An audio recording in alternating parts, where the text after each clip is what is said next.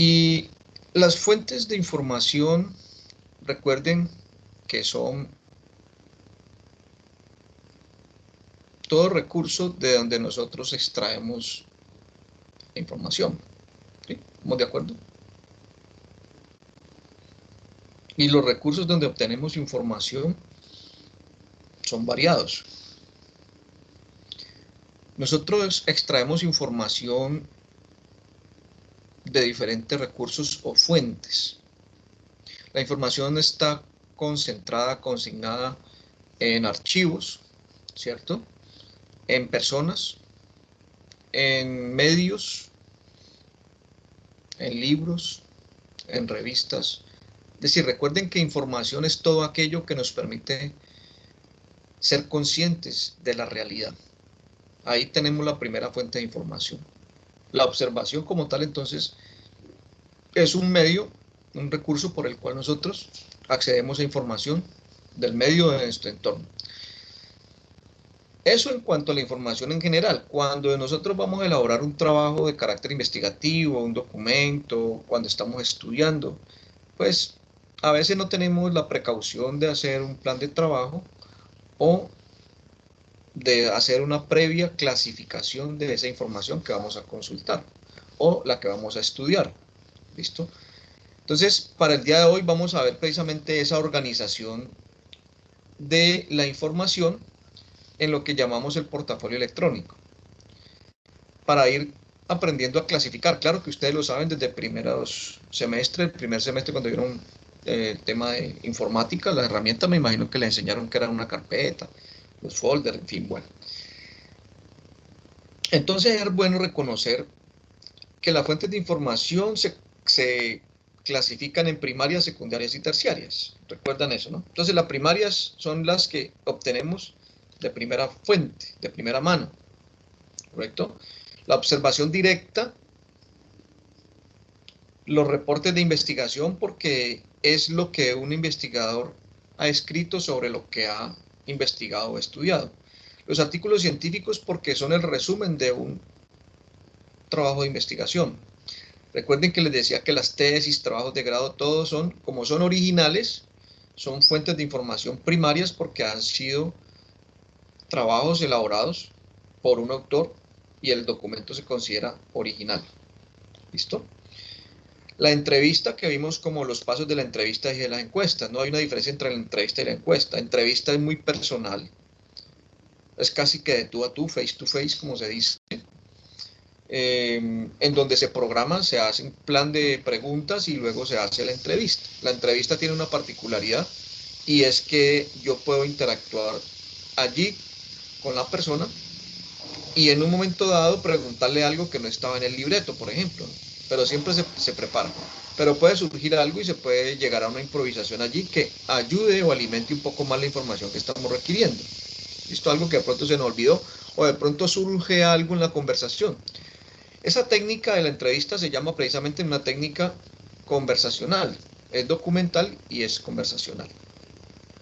Son técnicas de investigación de carácter cualitativo más que todo.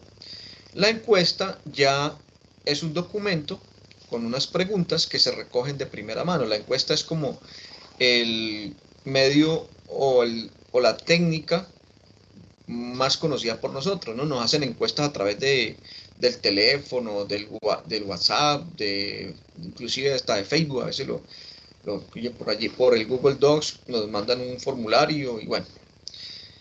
Esos son de primera mano, de primera fuente. Son como la información original que nosotros consignamos en un documento. Luego, claro, se puede dejar allí como borrador o se puede dejar en un documento más organizado. Luego hablábamos de las fuentes de información secundarias. Esas fuentes de información secundarias son el complemento o derivan de la información primaria.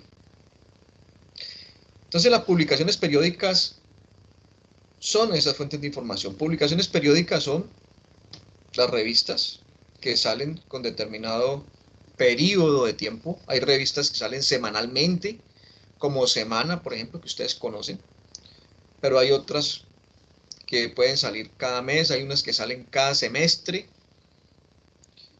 o las publicaciones que salen a diario, ¿no? Como los periódicos. Las enciclopedias son fuentes de información secundarias porque consignan información de unas temáticas diversas. Los diccionarios también, pues hay que hacer una previa, digamos, investigación y los diccionarios son definiciones, muchas veces son conceptos, hay diccionarios temáticos, pero primero hay que recoger la información. Y esa información pues ya se tiene, entonces simplemente extraerla y dejarla en un diccionario, por eso se considera que es secundario. Los índices, no confundir el índice por allí, a pesar de que yo les dije a todos, hubo alguien que me confundió el índice o los índices de un trabajo con un índice bibliográfico. Yo les dije que es un índice bibliográfico y les mostré algunos índices bibliográficos allí. Se los mostré como ejemplos. Muy bien, los resúmenes, las patentes, las normas, eso lo explicamos también con respecto a lo que eran las fuentes de información secundarias. Bueno, y las fuentes de información terciaria, que ya digamos concentran la información tanto primaria como secundaria. Si la información secundaria deriva de la terciaria, se podría decir que la información terciaria deriva de las dos y principalmente de la secundaria, ¿no? Entonces aparecen las bases de datos, hay muchas bases de datos que es bueno conocer las que más nos interesan a nosotros. Es bueno ir reconociéndolas, cuáles son las que realmente nos sirven a nosotros, porque como hay tantas bases de datos, hay tanta información, es necesario clasificarla. Los catálogos en línea de las bibliotecas, los índices, nuevamente, hay unas fuentes de información que pueden ser secundarias como también terciarias, ¿no? Las reseñas de libros, imagínense que la reseña de libro, una reseña de un libro de investigación, primero está la investigación, luego está el libro y luego yo puedo hacer una reseña, que es lo que nosotros vamos a empezar a hacer, reseñas, no necesariamente de libros, sino de algunos trabajos, o de libros también. Catálogos de biblioteca y directorios. Bueno, realmente el ejercicio era como reforzar un poco lo que habíamos visto, por lo menos de que ustedes reconocieran que eran esos tipos de fuentes de información, primaria, secundaria, terciaria, pero había una intención allí y era una pregunta. La pregunta inicial les decía a ustedes, ¿cuál es la diferencia entre las fuentes de información offline y las fuentes de información online? ¿Quién me puede decir? ¿Quién captó allí la respuesta a eso? ¿Cuál es la diferencia entre unas y otras? Profe, que las fuentes online, como su nombre lo indica, son vía internet o virtuales. Y las offline son más como libros, periódicos y demás fuentes que no tienen que ver nada con lo virtual. Muy bien, excelente respuesta. Bueno, muy bien. Hay otra pregunta que quiero hacerles y ojalá no sea la misma compañera que me responda.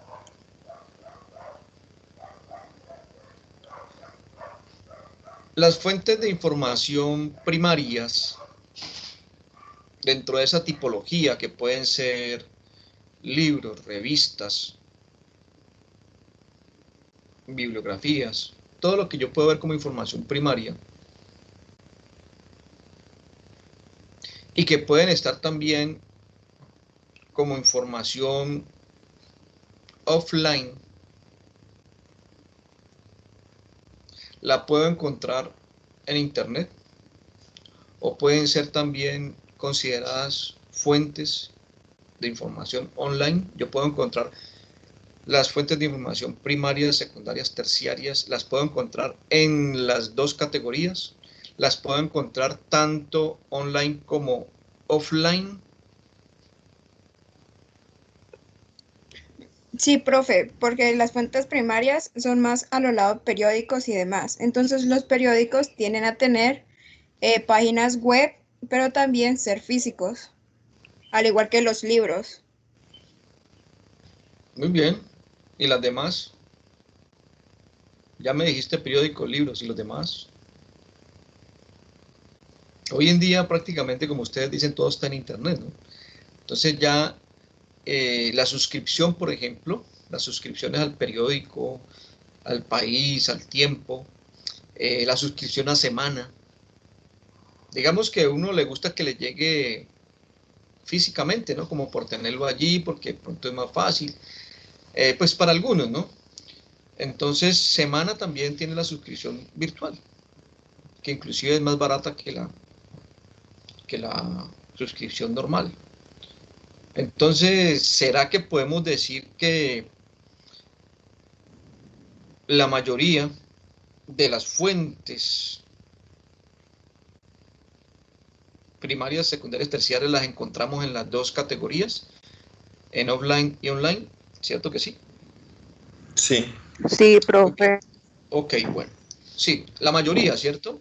Porque si ustedes están viendo allí en la pantalla, les estoy hablando de bases de datos como EBSCO, ProQuest y ERIC y otras, pues realmente no están en offline, ¿no?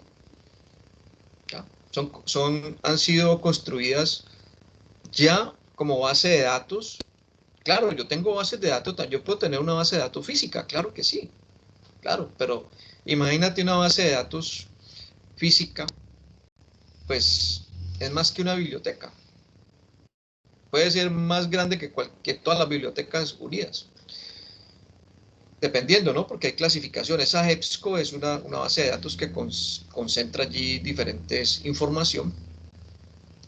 Y hay bases de datos que son especializadas, ¿no? Entonces, esas puede que no estén consideradas dentro de las offline, ¿cierto? Pero la mayoría sí, las conseguimos. Bueno, entonces con esa información, con esa aclaración, quería que ustedes visualizaran un poquito, tuvieran en cuenta que sí, es cierto, hay una tendencia y es a lo que estamos tratando de entrar a aquellos que no veníamos en la era digital, sino que hemos tenido que pasar de un paradigma que, pues si ustedes saben, esto de la era digital para ustedes es lo normal, ¿cierto? Pero para quienes venimos con un paradigma diferente, que era la información de carácter física, para aquellos que nos tocó leer libros, escribir a mano, escribir en una máquina de escribir, y después de varios años empezar a conocer lo que son los computadores, como el procesador de texto, ¿no? Y otros programas que uno alcanza a dominar, pero sin embargo hay muchos programas que ya no. Entonces ya ni siquiera son digamos, los programas ofimáticos, sino que empiezan a aparecer otros programas, ¿no? Como las aplicaciones, las famosas apps. Y empieza a aparecer después de los procesadores de texto, del tema del PowerPoint que todavía está vigente, el Excel que ha ido avanzando, porque primero eran las hojas de cálculo.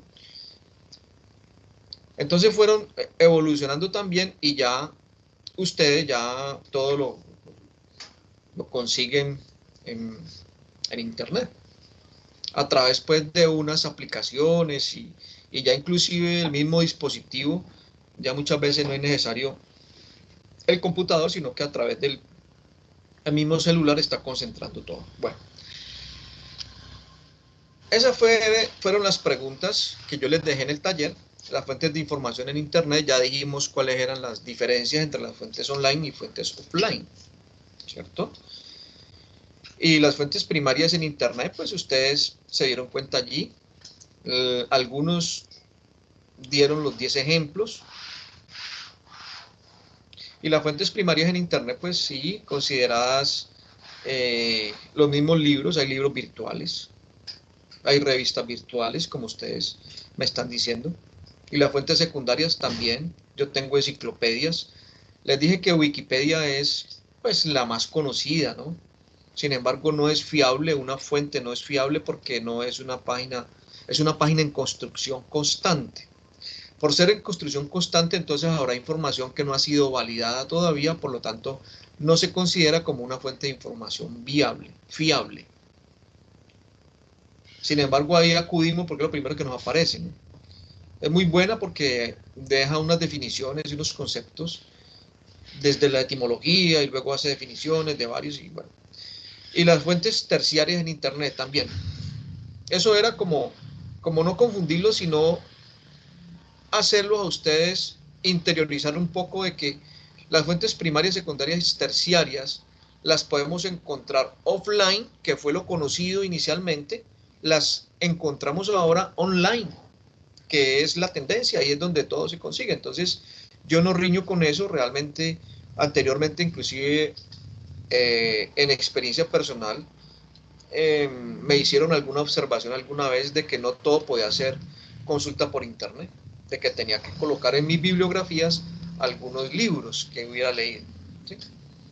Bueno, claro, existen libros que no han sido integrados a bases de datos en internet. Hay libros, hay muchos libros que aparecen ya virtuales, pero hay libros que no los consigues en internet. Porque no han sido publicados, porque no han sido editados en ese formato. Esto porque el autor no ha querido o no ha tenido la posibilidad de hacerlo. ¿Ya? Entonces, esa es una aclaración que hay que hacerla también, porque puede existir fuentes como el libro, algunos libros offline que no los encontramos online, por diversos motivos, ¿no? Existen, pero la mayoría sí. Entonces, como fuentes, sí, existen, pero habrán algunos ejemplares de esas fuentes que no los vamos a encontrar en los dos formatos. Y los índices bibliográficos en Internet, pues, no sé, algunos me los dieron los 10 ejemplos, yo les había dado 2 ejemplos, algunos no encontraron sino 6 porque aparecía una sola información de allí, otros no la encontraron y me confundieron los índices bibliográficos en Internet, que yo se los había dicho cuáles eran, con los índices de un libro. Bueno, entonces con esa aclaración pasemos al tema del día de hoy. El día de hoy vamos a ver lo que se llama el portafolio electrónico. Miremos entonces de qué se trata el tema del portafolio electrónico. Con toda la información que existe, aquí les estoy colocando los dos paradigmas, ¿no? Hay información física, como esa revoltura que está allí, y existe información de carácter virtual, que como ustedes pueden ver allí en la imagen, pues la vamos a encontrar también de muchas formas. Hay mucha información en Internet de diferente índole, que puede ser, así como hablamos de la información, ¿no? Que puede ser gráfica, oral, porque hay audios, hay videos, y eso es información online. Pero como hay un mare magnum allí de información, muchas veces nosotros nos consideramos cibernautas porque navegamos en el ciberespacio, porque navegamos en Internet. Pero cuando no tenemos ese orden, esa organización, nos podemos perder. Entonces ya no somos los cibernautas, sino que somos los náufragos. Porque estamos allá en esa cantidad de información y de pronto nos perdemos, ¿no? En esas consultas, si no son orientadas o si no tenemos la precaución de hacerlo con un debido orden, pues vamos a encontrar tanta información que no sabemos después cuál es la que estamos buscando realmente y cuál es la que nos sirve. Entonces, para eso necesitamos empezar a organizar la información. El portafolio electrónico, pues les coloco los dos paradigmas, ¿no? El portafolio físico. ¿Qué es un portafolio? Pues algo donde se guarda información. Físicamente ustedes le llamarían el maletín, ¿ya? Que es donde uno, todavía usan los portafolios, ¿no? Ustedes ven de pronto a alguien con un maletín lleno de papeles. Todavía hay profesores que nos encontramos en la universidad con su portafolio lleno de papeles y todavía es el profesor que hace los exámenes físicos y se llena de documentos, como lo hacíamos hasta hace poco, ¿no? Y todavía, pues teniendo todavía el internet, entonces seguían guardando los trabajos, se los llevan en el maletín y entonces dentro del maletín clasifican las diferentes carpetas por diferentes, digamos, cursos. Aquel profesor que es ordenado, ¿no? ¿Ya?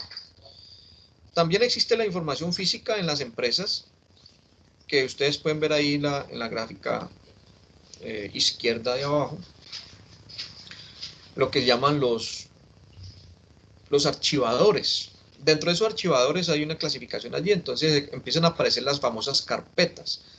Las carpetas tienen unos indicadores, o sea, unos índices, o sea, unos nombres. Y allí usted, dentro de cada carpeta, va guardando información física en papeles, dependiendo del tema. ¿Listo? Bueno, para de pronto los que tuvimos la opción y todavía existe por ahí información en las empresas, y tuvimos la opción de clasificar información allí, digamos que tenemos mentalmente esa conducta para después empezar a clasificar la información en la parte virtual. Entonces, el portafolio electrónico es eso, es traer la idea del portafolio, la clasificación de información, traerlo acá. ¿Cómo lo hacemos? Ya ustedes estarán imaginando por dónde es, ¿cierto? Entonces pasamos ya no al portafolio electrónico, sino que pasamos ya en donde se concentra la información, que pueden ser la tablet, el celular, ¿cierto?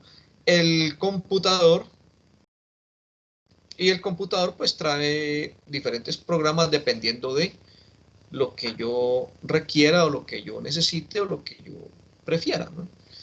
Entonces aparece Windows, pero aparece Linux y aparece, bueno, otros por allá. Y entonces ya empezamos nosotros a organizar la información. Ya ustedes pueden ver en la imagen de la derecha abajo, pueden ver la cantidad de información de diferentes formatos, ¿no?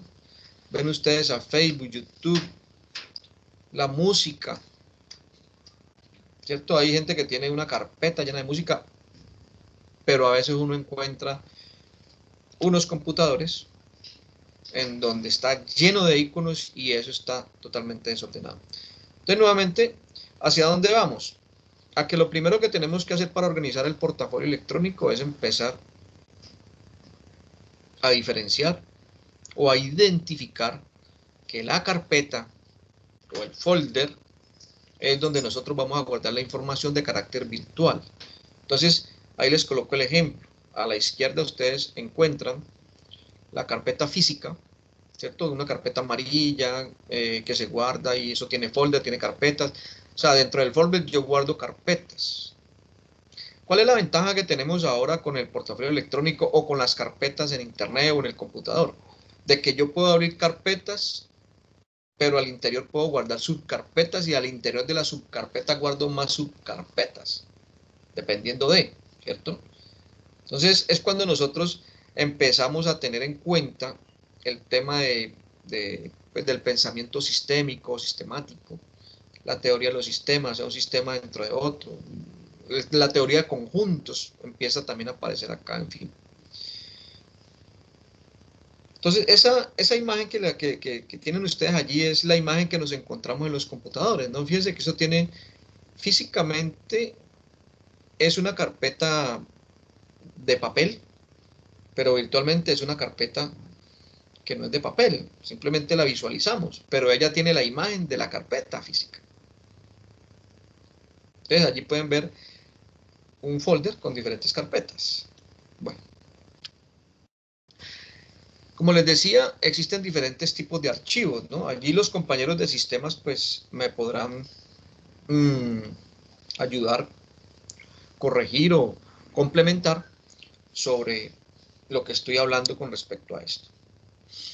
Entonces, existen diferentes tipos de archivos, ¿sí? El PDF, que es un formato que yo puedo convertir fácilmente una presentación a PDF, porque me permite, pues, para seguridad y de pronto para una mejor presentación, para que no se me desconfigure la información, etc. Existe el Word, que es lo que más utilizamos, el Excel, que se utiliza mucho para el tema pues, de bases de datos inclusive. Hay muchas bases de datos que, si alguien sabe manejar muy bien el Excel, puede hacer su propia base de datos allí. Y bueno, y nosotros a veces preguntamos, ¿y sabemos manejar el Excel? Sí, claro, saben hacer una tablita, pero resulta que dentro de eso hay unas macros, y bueno, el que sabe manejar eso sabe que eso es una herramienta muy poderosa que en un momento dado la podemos utilizar Es más, se utiliza muchas veces para hacer construcciones de páginas también, ¿no? Para construir bases de datos, es necesario hacerlo, después ya lo convierten allá, ya los programadores sabrán cómo hacerlo. Existen los formatos MP3 que son los de audio, o sea, lo de la música, y existen los de video. Entonces, pues hoy en día estamos más acostumbrados a ver videos, nos gustan más los videos musicales, pero sin embargo, podemos tener los formatos MP3, MP4 y no sé cuál otro. Y los archivos WinZip y WinRAR, que son los de comprimir para ganar espacio, ¿cierto? En memoria. Bueno. El almacenamiento de archivos, entonces, allí en sistemas, pues, primero, con la cantidad de información que existe, pues se empieza a almacenar la información. Y ese almacenamiento de archivos depende de la capacidad que nosotros tengamos de memoria, ¿no? Entonces empieza a aparecer allí la memoria RAM y la memoria ROM y la memoria de los computadores. Al interior de los computadores él tiene su propio disco duro y tiene otras memorias también para hacerlo. Pero nosotros podemos tener información por fuera, ¿no? Inclusive para hacer los backups. O como tenemos tanta información, entonces ya no nos cabe en una memoria, o tenemos tantas memorias que preferimos entonces conseguir un disco duro portátil, los venden. Y hoy en día cada vez son más pequeños los dispositivos, pero con mucha más capacidad. Ya ustedes se dan cuenta de las memorias, diferentes memorias que existen para cámaras. Por ejemplo, esas que están allí, algunas son micro SD, otras son memorias que todavía se utilizan en los computadores. Anteriormente, seguramente, yo no sé, en la historia, ustedes pues habrán oído hablar del disco flexible, que era el 5,5. Después existió el 3,5. Eso ya no, ya los computadores ya no vienen con eso. Ya empiezan a llegar con la ranura todavía para ese tipo de memorias, ¿no? La memoria USB. Y existen las otras memorias con una capacidad impresionante. Ya uno encuentra de 16, de 32, de 64, de 128, en fin, una memoria. Ahora, un disco duro, pues un disco duro para uno normalmente pues puede ser de 500 o de 1 tera, 500 gigas o 1 tera. Eso es lo normal hoy en día para uno tener tranquilidad en la información. Entonces esas son como le llamaban las galletitas o la peineta, y entonces ya los que manejan los dispositivos, aunque los programadores pues conocen este tipo de implementos, a veces ellos necesitan esta información, son formados en esto inclusive para poder mejorar o dar capacidad a un computador. Pero pues esto es más de la electrónica, ¿cierto? Entonces, que sistemas y electrónica van un poquito de la mano en este sentido, ¿no? Tecnologías de la información y la electrónica. Bueno, entonces, el almacenamiento nosotros lo visualizamos a través de carpetas. Esto es lo que yo les estoy mostrando, es lo que nosotros vemos en la pantalla. Internamente esa información, pues nosotros no la vemos, ¿cierto? Por eso se llama, la información en ese caso es intangible, ¿no? Por eso aparece un sector de la economía que es el sector cuarto de la economía, en donde no se transforma materia prima, sino que se transforma conocimiento. Un programador está transformando conocimiento. Y esos programas nosotros no lo vemos. Esos quedan allá consignados dentro de esas memorias para poder hacer entonces todo el procesamiento, que nosotros no nos damos cuenta de eso, sino que lo visualizamos. ¿Sí? Nosotros no sabemos cómo el computador está procesando texto, ni audio, no. Nosotros lo que hacemos es acceder a la información ya para poder acceder a ella, visualizarla, oírla. Entonces ya dejemos a los compañeros de sistemas, porque ellos están encargados de precisamente conocer todo este tipo de procesamiento de la información al interior de los dispositivos. Entonces lo que yo les digo allí, lo que les muestro acá es precisamente cómo visualizamos nosotros. Ahora, la información que está concentrada, consignada allá en nuestros dispositivos electrónicos, nosotros la vamos a visualizar acá. Y la visualizamos, la organizamos con las carpetas. Inclusive que Windows 10 ya tiene, bueno, los otros Windows también, pero Windows 10 le permite a uno hacer colores de carpeta, ¿no? Uno le puede personalizar la carpetica, le puede colocar colores como para visualizarla mejor. Pero al interior de cada carpeta está la información que nosotros mismos hemos clasificado. ¿Verdad? Bueno, entonces miremos. Esto es lo que uno a veces encuentra en esos computadores, ¿no? E inclusive muchas veces el de uno se llena tanto de imágenes, o llaman los iconos, pero ustedes encuentran allí todo tipo de información, pero está desordenada, pues diría yo, ¿no? No está clasificadita, porque yo puedo tener PDFs de una cosa y de otra, pero puedo tener Words, ¿cierto? Textos en Word de matemáticas o del lenguaje o de ciencias o de filosofía o en este caso en la universidad pues de todo, ¿no? Entonces ahí, y muchas veces nos ponemos y nos enloquecemos buscando eso. Entonces eso seguramente fue lo que ustedes aprendieron a hacer las famosas carpetas, ¿no? Seguramente reconocieron eso en las clases de informática, ¿cierto? Muy bien, uno se encuentra con esto. Entonces ahí, mire que ustedes ahí encuentran, ahí están visualizando, en esa pantalla están visualizando una cantidad de información que nos está llenando pues la pantalla, ¿no? Entonces como que visualmente, pues para algunos no es agradable. Otros recomiendan que se clasifique mejor porque mientras esto carga, puede estar ocupando o espacio o está quitando tiempo. Bien. Esta es otra información, ya lo que nosotros empezamos a visualizar cuando ingresamos, ¿cierto? A determinado folder, pues, ¿cierto? Pero resulta que esas carpetas allí, pues, tienen una información. Pero esa información para muchos, pues, no dice nada, a no ser que sea alguien que solamente trabaje con códigos y entienda qué es eso. Pero solamente será aquel que lo... Entonces, ¿qué es lo que le quiero decir? Que cada carpeta y cada folder puede ser nombrado, o sea, le podemos dar una nomenclatura, un nombre, y empezamos ya la clasificación, inclusive que la clasificación, pues el sistema o los sistemas lo hacen por orden alfabético, por orden numérico y bueno, y así, por orden cronológico también. Eso depende de cómo nosotros queramos ordenar la información. Ya depende de nosotros. ¿Listo?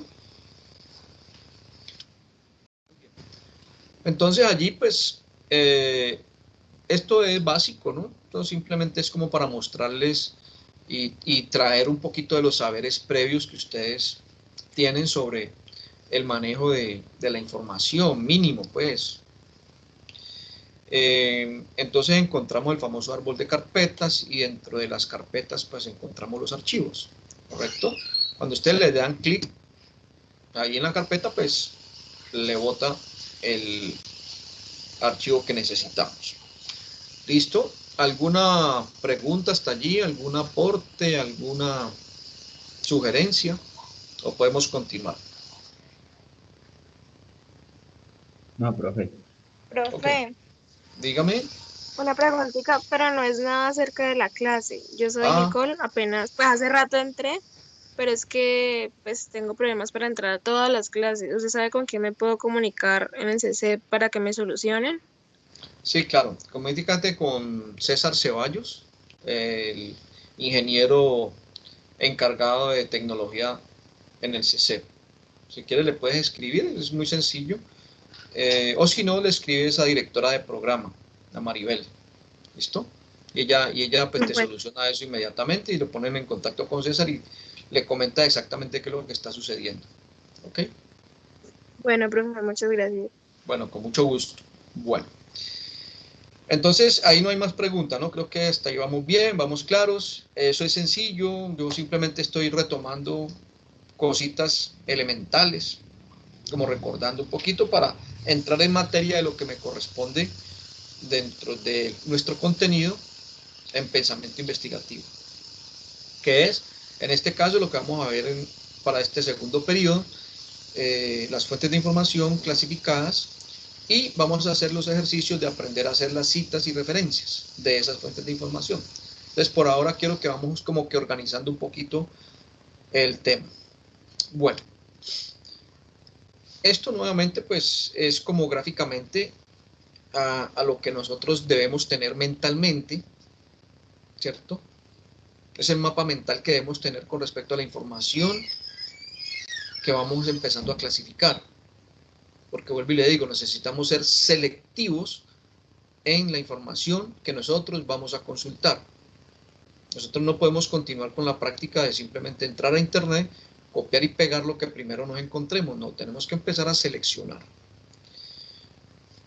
Y seleccionamos, pues si seleccionamos lo podemos clasificar también, porque la información empieza a seleccionarse y a clasificarse para poderla visualizar en nuestros dispositivos electrónicos, llámese computador, tablet, celular inclusive. El celular también permite hacer una clasificación de esas carpetas, de todos los archivos. Entonces ven allí, para que lo visualicen un poquito, el famoso árbol, ¿cierto? Que va derivando. Miren que dentro de un folder, yo le llamo folder a la cantidad de carpetas que se encuentran unidas en una temática, ¿cierto? Y dentro del portafolio yo puedo tener varios folders. Entonces tengo portafolio, varios folders, dentro de los folders tengo carpetas, ¿no? Para que empecemos un poquito como que a diferenciar esa parte. Y dentro de las carpetas empiezo a consignar cada carpeta, la identifico y voy clasificando allí un tipo de archivos, y dentro de eso yo también puedo subclasificar más todavía, ¿cierto? Dentro de lo personal, pues yo voy a tener allí familia, voy a tener videos, voy a tener fotografía, voy a tener música, dentro de lo personal. Y dentro de una carpeta que se llame familia, pues voy a tener a mi papá, con mi mamá, con mis hermanos, con mis tíos, ¿sí? ¿Listo? Y lo puedo clasificar también. ¿Listo? Bueno, continuemos. Miremos lo que nos corresponde a nosotros. Por ejemplo, lo que yo les digo, en gestión administrativa. Si yo quisiera abrir un folder que se llame gestión administrativa, es más, puedo tener un folder macro o padre, un patrón que se llame CC, por ejemplo. Entonces, yo parto de un folder que llamemos gestión administrativa, ¿no? Como para darles un ejemplo. Y si ustedes quieren tomar a bien esto, pues pueden empezar a clasificar su información por semestres. Miremos. El primer semestre, segundo, tercero, entonces empiezo a abrir dentro de un folder que se llama gestión administrativa, puedo abrir 6 carpetas que son las correspondientes a los 6 semestres. Claro, ustedes van en segundo semestre, todavía tienen oportunidad de pronto de empezar a clasificar información, pero ya se imaginarán para dónde voy yo. En el primer semestre yo puedo abrir carpetas, por ejemplo, una carpeta que se llame matemáticas básicas. Y dentro de esa carpeta entonces empiezo a meter archivos que el profesor de matemáticas me dio o me está haciendo llegar, ¿cierto? Si fuera físicamente, pues estaríamos guardando, por ejemplo, los exámenes, las evaluaciones, los talleres, el material que el profesor me dio, en fin. Entonces yo dentro del primer semestre puedo tener una para cada materia o asignatura, que fueron 7, ¿cierto? Pero para segundo semestre también lo puedo hacer. Para segundo semestre puedo tener otras 7 carpetas, que son las que estamos viendo este semestre. Bueno, ustedes verán si lo quieren hacer con sus diferentes asignaturas o cursos, pero conmigo sí vamos a abrir una carpeta y ahora les digo cuáles subcarpetas deben tener. Eso es un ejemplo, ¿no?, que les doy. No es que tengamos que hacerlo, ya eso es cuestión de cada uno. Yo simplemente pues les doy la orientación o la sugerencia. Pero es necesario empezar a entender que la información debe ser clasificada. Si ustedes quieren, entonces dentro de cada carpeta van a encontrar o van a meter, van a incluir los diferentes archivos, ¿cierto? Pero es necesario clasificarlos. Miremos. Entonces, para darles una mejor imagen, miren lo que sucede cuando yo abro un folder que se llama gestión administrativa. Dentro del folder voy a colocar 6 subcarpetas, pero dentro de esas, cada una de esas subcarpetas, pues voy a empezar a encontrar allí, ¿cierto? Lo que les decía ahora. Matemáticas, sistemas, fundamentos, en fin. Y esa es la visualización que yo voy a tener